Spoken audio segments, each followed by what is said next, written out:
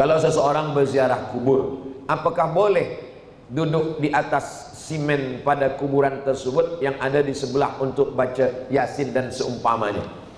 Li ayyajlisa ahadukum ala jamratin minan nar. Kamu duduk di atas.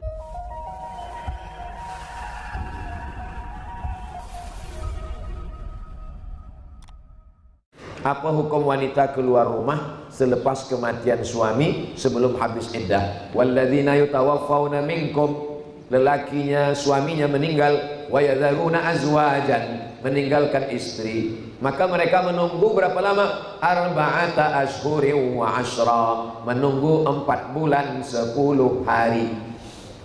Bagaimana selama 4 bulan 10 hari itu?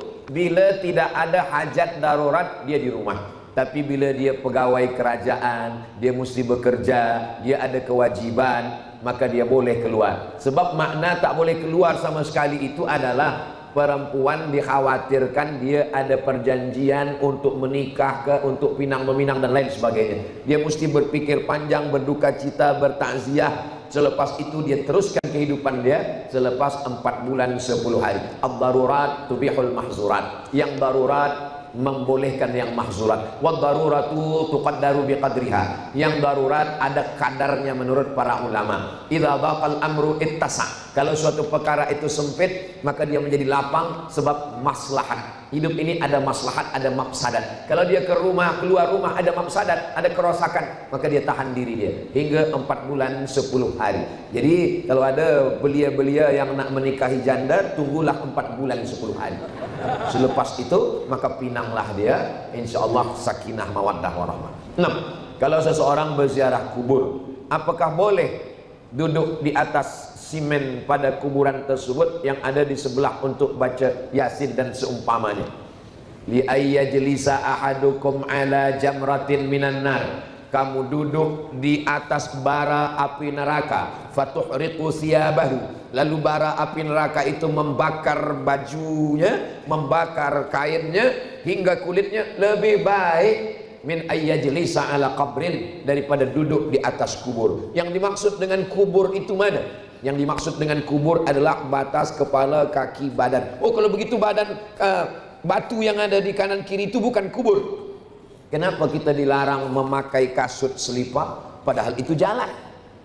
Kecuali di situ ada duri, ada air, ada kotor, maka seelok-eloknya selipar kita diletakkan. Tapi kalau dia ada jalan, boleh lalu, kita jalan lalu. Padahal itu bukan badan dia, tak ada jasad dia di bawah. Itu salah satu bentuk ihtiram, penghormatan, kemuliaan. Maka jangan duduk di situ. Kalau nak baca Yasin, adab kita ziarah kubur. Adab yang pertama, assalamualaikum ya ahla diyar minal mu'minin wa inna insyaallah bikum lahiqun yarhamullahu mustaqdimina wal mustakhirin nasallallahu lana wa lakumul afiyah. Adab yang kedua, hikmat takut, sebab kita ingat mati. Ulkuru mahasina mautakum, ingat orang-orang baik yang ada di situ.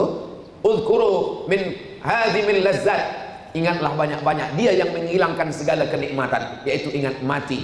Mengingat ziarah kubur ada 3 guna. Yang pertama, turiqul qulub, melembutkan hati. Yang kedua, tudmi'ul ain, meneteskan air mata. Yang ketiga, tazkiratan lil maut, mengingat mati.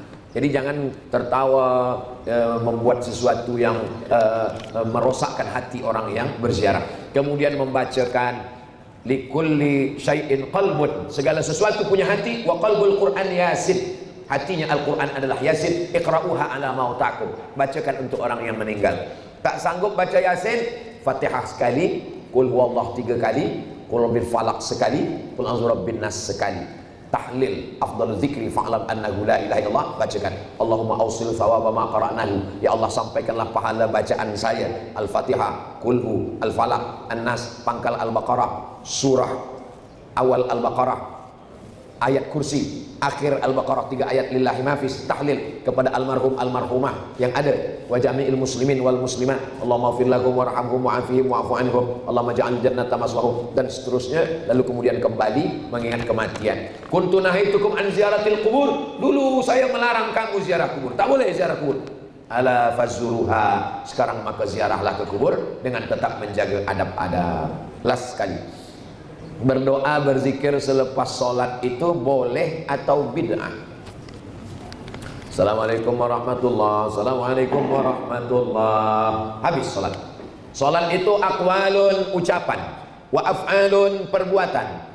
Muftatahatun bitakbir, dibuka dengan takbir Allahu Akbar, wa muhtatamatun bitaslim, ditutup dengan salam Assalamualaikum warahmatullahi, habis salat. Jadi kalau ada orang bertanya ke saya, Ustaz Somad, ya, bolehkah bersalaman selepas sembahyang? Saya selalu jawab. Saking selalu jawab mungkin dia tak dengar, lama-lama saya marah juga. Kata saya, jangankan bersalaman, kentut pun boleh. Kalau sebelum sembahyang tadi dah bersalaman, lepas sembahyang dia bersalaman lagi, hukumnya mubah. Kalau sebelum sembahyang dia tak ada bersalaman, selepas sembahyang baru dia bersalaman, hukumnya sunnah. Begitu kata Imam An-Nawawi. Adapun berzikir maka sunnah. Subhan, astaghfirullah, astaghfirullah, astaghfirullah, astaghfirullahalazim, astaghfirullahalazim. La ilaha illallah la syarika lah, lahul mulku wa lahul hamdu. Allahumma antas salam wa minkas salam. Allahumma la mani'a lima a'taita wa la mu'tiya lima mana'ta wa la radda lima qadaita. Subhanallah 33, alhamdulillah 33, Allahu akbar 33, dilengkapkan menjadi 100. La ilaha illallah la syarika lah, lahul mulku wa lahul hamdu, yuhyi wa yumiitu wa huwa ala kulli syai'in qadir. Adapun masalah jahar atau sir, itu yang ikhtilaf. Zikir selepas salat tak ada ikhtilaf, sunnah. Yang ikhtilaf itu jahar atau sir. Mazhab Syafi'i dijaharkan sampai makmum faham. Bila makmum dah faham, disirkan. Ustaz Abdul Somad, kalau di masjid, saya kalau jadi imam zikir selepas sembahyang saya baca jahar. Ada orang bertanya, Ustaz, makmum dah tahu, kenapa Ustaz tetap jaharkan? Makmum itu ada yang mu'allaf baru masuk Islam. Makmum itu ada budak kecil yang tak tahu bacaan. Makmum itu ada orang Islam, memang dia dah lama Islam, tapi baru itulah dia sembahyang. Dia tak tahu bacaan, maka saya kuatkan. Sebab bila dia nanti balik, ini budak-budak kecil yang sembahyang di masjid, lepas itu mak dia tanya balik, apa yang dibaca Ustaz Somad tadi bila lepas sembahyang? Dia tak dengar. Maka saya jaharkan, sebab itu salah satu cara mengajar. Mazhab Hambali, zikir itu terus dijaharkan. Dalilnya hadis riwayat Abdullah bin Abbas. Kata Abdullah bin Abbas, kami tahu Nabi lepas salat dah selesai di masjid sebab kami mendengar suara takbir dari luar masjid. Abdullah bin Abbas di luar masjid, dia dengar suara takbir dalam masjid. Padahal masa itu belum ada lagi mic. Itu maknanya suara itu kuat. Allahu Akbar, Allahu Akbar, Allahu Akbar, Allahu Akbar. Begitulah suara Nabi dan sahabat waktu itu, sebab belum ada mic lagi, didengar oleh sahabat di luar masjid. Kami tahu Nabi dah selesai salat sebab kami mendengar suara takbir dari luar masjid. Jadi masalah dalil zikir jahar. Adapun berdoa bersama imam, dalil yang pertama, ad-da'i wal mu'ammin fil ajri sawa, yang berdoa dan yang mengaminkan pahalanya sama. Dalil yang kedua, Nabi pernah mengatakan amin, amin, amin, tapi yang berdoa tak ada. Sahabat bertanya, kenapa engkau katakan amin, amin, amin? Siapa yang berdoa? Kata Nabi, tadi Jibril datang. Kata Jibril 3, bu'dan liman adraka Ramadan falam yughfarlah. Celaka orang yang jumpa Ramadan tapi dosanya tak diampuni. Amin, kata Nabi. Bu'dan liman dzukirta wa lam yusalli alaika. Celakalah orang yang disebut namamu tapi dia tak berselawat kepadamu. Amin, kata Nabi. Bu'dan liman adraka walidahul kibara ahaduhuma aw kilahuma falam yudkhilahul jannah. Celakalah orang yang jumpa dengan ibu bapanya sampai tua tapi dia tak berbakti hingga dia tak masuk surga. Amin. Itulah dalil kalau ada orang berdoa kita mengaminkan. Amin, amin, amin. Dalil ketiga, qad ujibat da'watukuma. Doa kamu berdua dikabulkan Allah. Yang berdoa Nabi Musa, yang mengaminkan Nabi Harun. Kalau ada orang mengatakan kalau tidak dibuat Nabi bid'ah, itu namanya hadis fi'li. Hadis itu ada 3. Yang pertama fi'li, perbuatan. Yang kedua qauli, ucapan. Yang ketiga takriri, pengakuan. Jadi kalau ada orang hanya mensyaratkan perbuatan, kalau tidak dibuat Nabi bid'ah, macam mana dengan qauli? Tentang puasa Nabi Daud, mana tunjukkan saya Nabi melakukan puasa Nabi Daud? Mana ada? Kalau disyaratkan mesti fi'li. Ada orang tawau, puasa Isnin, puasa Selasa makan, Rabu puasa, Khamis makan, Jumat puasa, Sabtu makan. Itu hadisnya qauli, ucapan Nabi. Apa kata Nabi? Ahabbu shaum ilallah shaumi Daud. Puasa yang dicintai Allah, puasa Nabi Daud. Jadi sunnah itu 3. Yang pertama qauli, yang kedua fi'li, yang ketiga takriri. Kalau tidak dibuat Nabi bid'ah. Imam Ahmad bin Hanbal, Imam Hanbali, punya anak lelaki namanya Abdullah. Wahai Abdullah, ya, ayah engkau Ahmad bin Ambal, betul. Berapa rakaat dia sembahyang sehari semalam?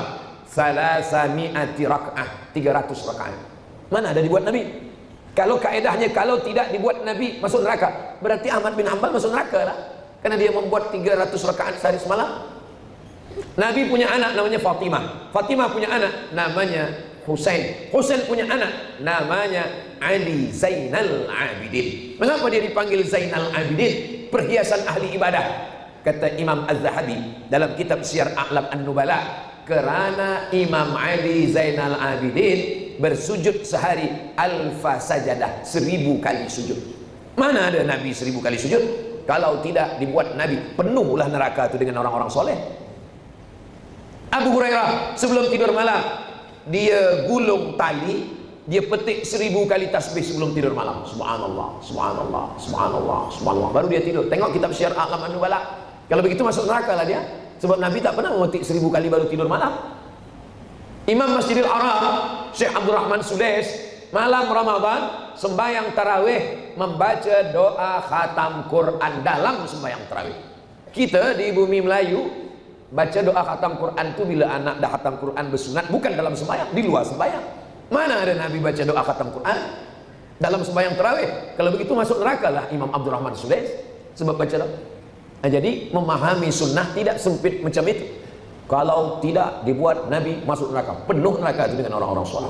Nah, jadi mengaji ini kita mesti khatam, kita mesti jelas, tanya kepada para ulama. Apalagi di Malaysia, di Sabah ada mufti, ada alim, ada ahal ehwal agama Islam, ada para asatis, ada para tuan-tuan guru. Mengaji, mengaji, mengaji. Jangan berhenti mengaji, bersanad kepada guru-guru. Imam dulu bertanya, dari mana kamu dapat ilmu? Dari Imam Al-Bukhari. Imam Bukhari dari siapa? Dari Abdullah bin Maslamah. Abdullah Maslamah dari siapa? Dari Malik bin Anas. Malik bin Anas dari siapa? Dari Abu Zinad. Abu Zinad dari siapa? Dari Al-A'raj. Al-A'raj dari siapa? Dari Abu Hurairah. Abu Hurairah dari siapa?